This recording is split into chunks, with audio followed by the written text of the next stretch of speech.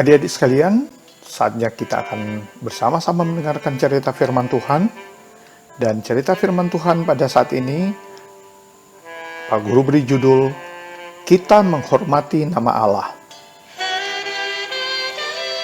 Pak Guru akan bercerita tentang salah seorang tokoh Alkitab yang sangat terkenal, namanya Daniel. Daniel ini bekerja sebagai seorang pegawai istana. Sebagai seorang pegawai istana, Daniel sangat terkenal di kalangan pegawai istana yang lain. Kenapa? Karena Daniel adalah seorang yang cerdas. Daniel adalah seorang yang rajin. Setiap pekerjaan yang dikerjakan selalu berhasil.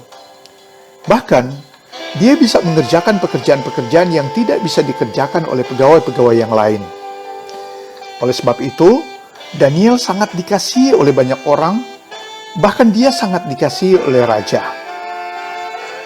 Satu kali, Raja Darius berniat untuk mengangkat seorang yang bisa menjadi wakilnya, mengepalai pegawai-pegawai, dan juga mengepalai pemimpin-pemimpin daerah di bawah pemerintahan Raja Darius.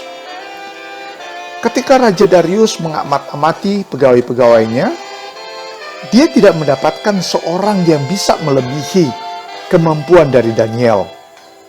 Seorang yang cerdas, seorang yang rajin, seorang yang bertanggung jawab, dan seorang yang setia.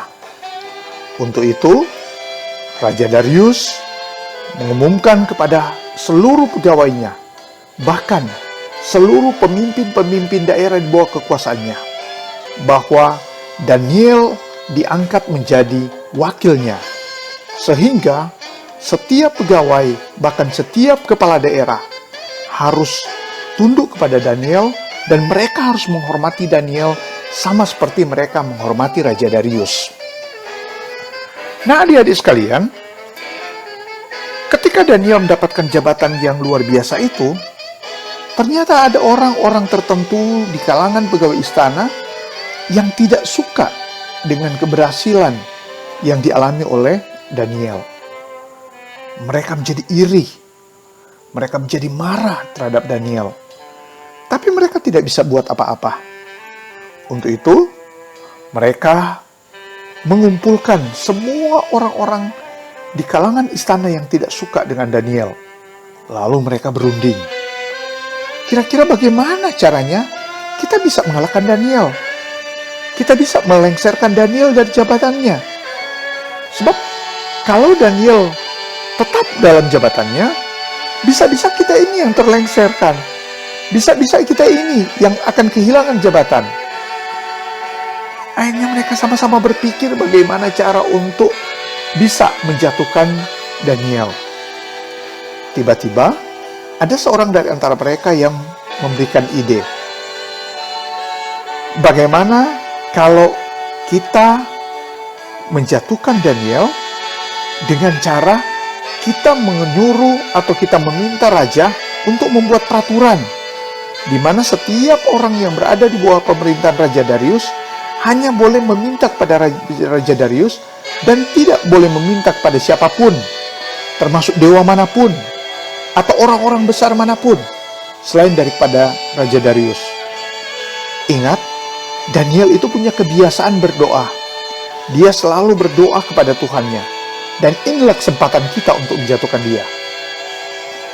Nah, setelah mereka sepakat dengan usulan tersebut, mereka semua segera menghadap raja. Mereka mulai memuji-muji raja. Raja Darius kan adalah seorang raja yang besar. Raja Darius adalah seorang raja yang agung. Bagaimana kalau raja membuat peraturan bahwa semua orang yang ada di wilayah pemerintahan Raja Darius hanya boleh meminta kepada Raja Darius dan tidak boleh meminta kepada orang yang lain atau dewa-dewa yang lain.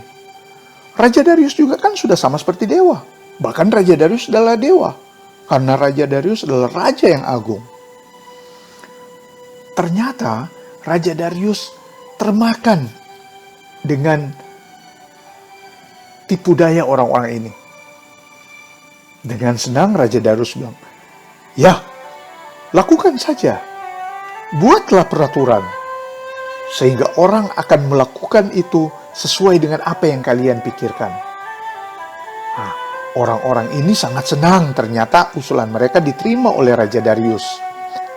Akhirnya, mereka membujuk Raja Darius untuk membuat undang-undang, dan Raja Darius harus menandatangani undang-undang itu supaya undang-undang itu akan disebarkan dan menjadi peraturan yang tidak bisa diganggu-gugat oleh siapapun. Dan Raja Darius itu menyetujui.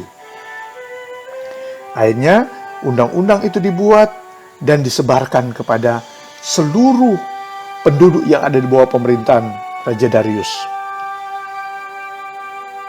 Satu kali, teman Daniel mengingatkan Daniel, "Daniel, apakah kamu tidak khawatir dengan peraturan yang telah dibuat oleh Raja?" "Maksudmu? Apakah kamu tidak khawatir kalau peraturan-peraturan itu bisa menjebak kamu, bisa mencelakakan kamu?"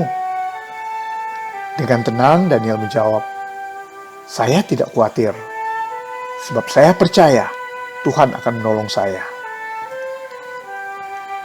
Daniel punya kebiasaan untuk berdoa kepada Tuhan. Untuk itu Daniel berpikir, dia minta hikmat pada Tuhan, agar walaupun Raja Darius telah membuat peraturan yang melarang orang-orang yang berada di wilayah pemerintahan Raja Darius untuk meminta kepada siapapun, termasuk dirinya, berdoa kepada Tuhan, itu tidak akan menghambat hubungannya dengan Tuhan. Sebab Daniel sangat mengasihi Tuhan, sangat mencintai Tuhan, sehingga dia selalu punya waktu untuk berdoa kepada Tuhan. Dengan tidak ada perasaan takut atau tidak ada perasaan khawatir terhadap peraturan yang telah dibuat oleh Raja Darius, Daniel setiap hari terus berdoa kepada Tuhan. Dan ketika Daniel berdoa, ternyata orang-orang yang membenci dia selalu mengamat-amati pergerakan dan Daniel. Teman-teman, lihat, dia mulai berdoa lagi. Ini kesempatan bagi kita untuk segera melaporkan kepada Raja. Akhirnya, orang-orang ini segera menemui Raja. "Raja, kan Raja sudah buat peraturan. Raja telah menandatangani sebuah undang-undang bahwa semua orang yang berada di bawah pemerintahan Raja Darius hanya boleh meminta kepada Raja Darius dan tidak boleh meminta kepada siapapun, termasuk kepada dewa-dewa mereka atau kepada Tuhan-Tuhan mereka." "Iya, tepat sekali. Memangnya kenapa? Apakah ada yang melanggar peraturan ini?" "Ada, Raja." "Hah? Ada yang melanggar peraturan ini?" "Iya. Dan ketika dia melanggar peraturan ini berarti dia tidak menghargai Raja." Raja Darius sangat marah. Dia memerintahkan tentara-tentaranya untuk menangkap orang yang tidak menaati peraturannya. Akhirnya, para pengawal istana menangkap Daniel dan membawa Daniel menghadap Raja Darius. Waktu Raja Darius melihat yang dibawa adalah Daniel, Raja Darius sangat-sangat kaget. Raja Darius mendekati Daniel. "Daniel, apa betul kamu tidak menghormati saya?" "Raja, engkau mengetahui saya. Engkau kenal dengan saya. Engkau tahu kesetiaan saya kepadamu. Saya tidak mungkin mengkhianati engkau." Tetapi ketika Raja Darius sedang bercakap-cakap dengan Daniel, orang-orang yang benci Daniel itu terus mendesak Raja. "Raja, dia telah melanggar peraturan. Dia telah melanggar undang-undang. Itu berarti dia tidak menghormati Raja." "Daniel, sekali lagi saya tanya kepadamu, apakah engkau menghormati saya? Apakah engkau menghargai saya?" Daniel dengan tegas menjawab Raja Darius, Raja sangat mengenal saya. Saya sangat menghormati Raja. Tidak ada niat saya untuk melawan Raja, berontak pada Raja." Tetapi orang-orang yang membenci Daniel terus saja mendesak Raja Darius. "Raja, sesuai peraturan, Orang yang meminta kepada dewa atau kepada Tuhan yang lain selain meminta kepada raja harus dimasukkan ke dalam gua singa. Dan peraturan itu tidak bisa diganggu-gugat dan peraturan itu tidak bisa dibatalkan. Akhirnya dengan berat hati, Raja Darius mengizinkan Daniel untuk dimasukkan ke dalam gua singa. Di dalam gua singa terdapat beberapa ekor singa yang sedang kelaparan karena belum diberi makan. Daniel akan dimasukkan ke dalam gua singa, dan Daniel akan menghadapi masa-masa yang paling sulit dalam hidup manusia, yaitu masuk ke dalam gua singa. Kita bisa bayangkan bahwa seekor singa bisa memakan manusia, apalagi ini beberapa ekor. Jadi Daniel akan melewati sebuah pengalaman yang sangat ditakuti oleh banyak orang. Sebelum Daniel dimasukkan dalam gua singa, raja mendekati Daniel. Daniel, Tuhan yang kau sembah pasti akan menolongmu. Daniel pun berkata kepada raja, "Tenanglah tuanku raja. Itu pasti terjadi.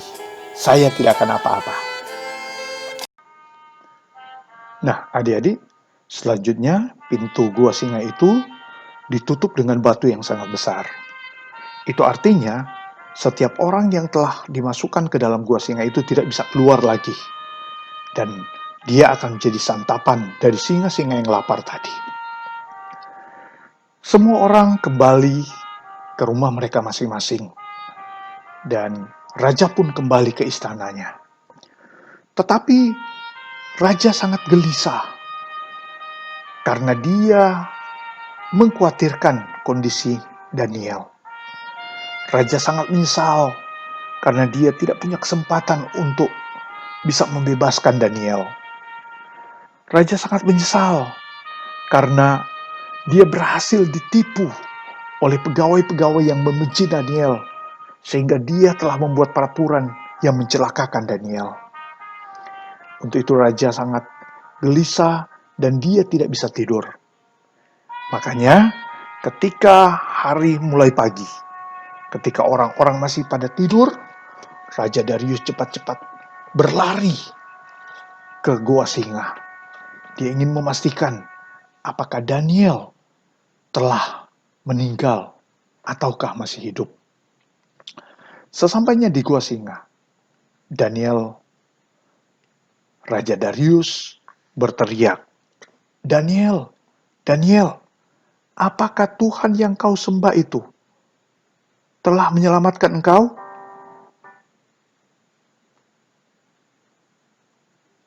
Raja Darius menanti jawaban dari Daniel dengan perasaan was-was. "Raja, Raja, kekalah hidup tuanku. Tuhan telah mengirimkan seorang malaikat kepadaku. Malaikat itu telah menutup mulut singa-singa yang lapar ini, sehingga mereka tidak mengapa-apakan diriku. Saya selamat, Raja." Ketika mendengar itu, Raja sangat bergembira sekali. Dia segera berteriak memanggil pengawal-pengawalnya untuk mengangkat Daniel keluar. Dan ketika Daniel keluar, tanpa menunggu waktu lama lagi, Raja segera memerintahkan pengawal-pengawalnya untuk menangkap semua orang yang telah merancangkan kejahatan bagi Daniel. Semua orang, termasuk anak istri mereka, dimasukkan ke dalam gua singa dan menjadi santapan singa-singa yang lapar. Nah, adik-adik, setelah Daniel dibebaskan, Daniel kembali menjalankan tugas yang selama ini dia kerjakan. Dia mengerjakan dengan sungguh-sungguh, dia mengerjakan dengan sangat rajin, dan setiap pekerjaan yang dikerjakannya dengan berhasil. Raja Darius sangat menyayangi Daniel. Raja Darius semakin mempercayai Daniel, dan semua pekerjaan-pekerjaan yang tidak bisa dikerjakan oleh orang lain, Raja Darius percayakan itu untuk dikerjakan oleh Daniel. Adik-adik, ketika Daniel mengalami masa-masa yang menyenangkan karena dia mendapatkan kepercayaan dan karir yang sangat bagus, dia tidak melupakan Tuhan, sebab dia percaya hanya dengan berkomunikasi dengan Tuhan, hanya dengan menunjukkan rasa hormat pada Tuhan, hidupnya diberkati. Dia bisa bebas dari ancaman-ancaman maut yang dirancangkan oleh orang-orang yang tidak menyukainya. Dan Daniel masih tinggal hidup beberapa lama, dan dia menjadi seorang yang sangat disegani di kerajaan yang dibawa pimpinan Raja Darius.